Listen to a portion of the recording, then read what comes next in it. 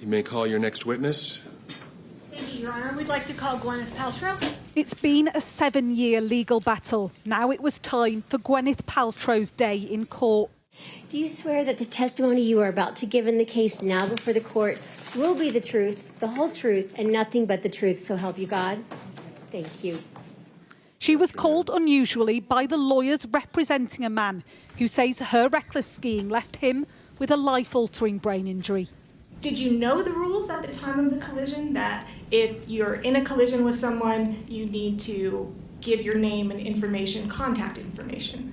Because I was hit by Mr. Sanderson and he was at fault, I assumed that Eric, who was our ski instructor, who was there at the time, who was overseeing the event, he said, I'm going to leave all of your information. And he said, you should go ski down because my kids were waiting for me. Terry Sanderson, a retired optometrist, listened in court. He has a very different version of events. He says Paltrow, who was on a family ski holiday, ploughed into him from behind, in his words, like Godzilla. He sustained 4 broken ribs and concussion. I was skiing and 2 skis came between my skis, forcing my legs apart, and then there was a body pressing against me, and there was a very strange grunting noise. So my brain was trying to make sense of what was happening. I thought, is this a practical joke?